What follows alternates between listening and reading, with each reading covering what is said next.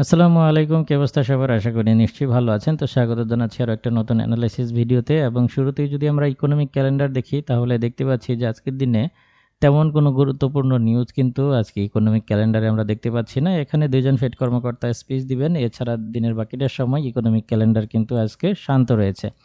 তো সেই হিসেবে আমরা ধরে নিতে পারি মার্কেটটা টেকনিক্যালি মুভমেন্ট করবে। কিন্তু বর্তমানে আপনারা নিশ্চয়ই জানেন, যেটা ইতিমধ্যেই আমি আমার টেলিগ্রাম চ্যানেলে শেয়ার করেছি, সেটা হচ্ছে ইসরায়েল এবং হামাসের ভেতরে একটা যুদ্ধবিরতি প্রস্তাব নিয়ে আলোচনা চলতেছে এবং ইতিমধ্যেই হামাস তাদের যে পুরনো দাবি-দাওয়া রয়েছে, অর্থাৎ জিম্মিদের বিনিময়ে স্থায়ী যুদ্ধবিরতি চাচ্ছে, যেটা আগেও তারা বলেছিল, এমন দাবি উত্থাপন করেছিল এবং ওই সময়ও যুদ্ধবিরতি কার্যকর করতে পারে নাই, অর্থাৎ ইসরায়েল এই প্রস্তাব মানতে রাজি না এবং বর্তমানে একই প্রস্তাব হামাস নিয়ে এসেছে যে বন্দীদের বিনিময়ে বা জিম্মিদের বিনিময়ে স্থায়ী যুদ্ধবিরতি। এবং ইতিমধ্যেই আমরা মিডিয়াতে যেটা দেখতে পাচ্ছি সেটা হচ্ছে যে নেতানিয়াহু এই প্রস্তাব প্রত্যাখ্যান করেছে।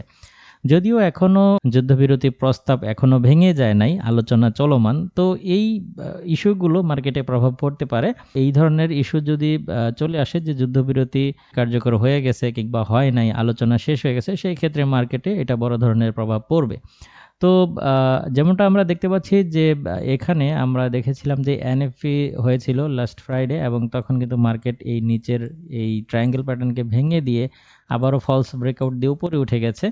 তো আবারও আজকের দিনে এই জায়গাটায় অবস্থান করতেছে। এখানে আমরা দেখতে পাচ্ছি যে লোয়ার হাই তৈরি করতেছে, মার্কেট ক্রমশই লোয়ার হাই তৈরি করতেছে এবং এই সেম প্রাইজেই বর্তমানে মার্কেট অবস্থান করছে। তো যদি যুদ্ধবিরতি কার্যকর হয়ে যায় সেই ক্ষেত্রে মার্কেটটা পুনরায় ডাউন হয়ে যাবে, আর যদি কার্যকর না হয় সেই ক্ষেত্রে মার্কেটটা পুনরায় আবারও বুলিশ ট্রেন্ড কন্টিনিউ করবে। এই যখন পরিস্থিতি, তখন আমাদের অবশ্যই স্টপ লস ছাড়া ট্রেড করা উচিত না, কারণ আসলে এখানে টেকনিক্যালি ঠিক আছে, টেকনিক্যালি মার্কেটটা ডাউন হওয়ার মতোই একটা সিগন্যাল প্রদান করছে, বাট ফান্ডামেন্টাল যদি ওই ধরনের কোনো নিউজ চলে আসে সেই ক্ষেত্রে মার্কেট কিন্তু আবারও এই টেকনিক্যাল রেশিওকে রেসপেক্ট করবে না, সেই ক্ষেত্রে একটা ব্রেকআউট ঘটতে পারে। তো সেই হিসেবে বর্তমান প্রেক্ষাপটে আমাদের অবশ্যই স্টপ লস ছাড়া ট্রেড করা মোটেও উচিত হবে না। সেক্ষেত্রে আমরা প্রত্যেকটা এন্ট্রি এক্সিট আমরা অবশ্যই স্টপ লস ব্যবহার করব আমাদের ট্রেডে, বড় ধরনের ঝুঁকি বা ক্ষতি এড়ানোর জন্য। আশা করি বুঝতে পেরেছেন। তো আজকের দিনে এখন পর্যন্ত যেহেতু আমাদের কাছে তেমন কোনো তথ্য নাই, মানে যুদ্ধবিরতির যে আলোচনা চলতেছে সেই বিষয়ে, তো যতটুকু তথ্য পেয়েছি তাতে মার্কেট কিছুটা বুলিশ হওয়ার সম্ভাবনাই দেখা যাচ্ছে।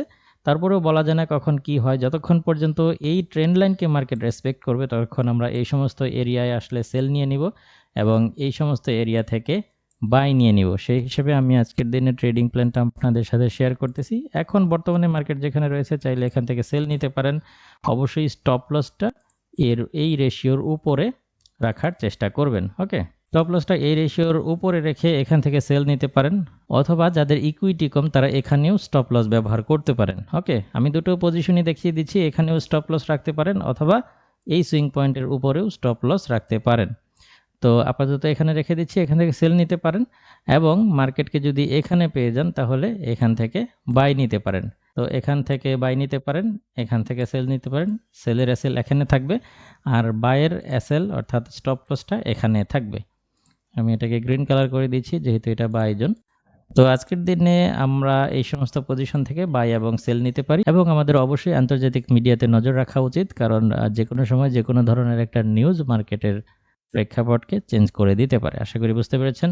এই সেটআপ অনুযায়ী আপনারা আপনাদের ট্রেডগুলো খুব সুন্দরভাবে ম্যানেজ করবেন, এই প্রত্যাশায় আজকের ভিডিও এখানেই শেষ করছি। দেখা হবে পরবর্তী কোনো ভিডিওতে অন্য কোনো টপিক নিয়ে। সে পর্যন্ত আপনি ভালো থাকুন, সুস্থ থাকুন। আল্লাহ হাফেজ।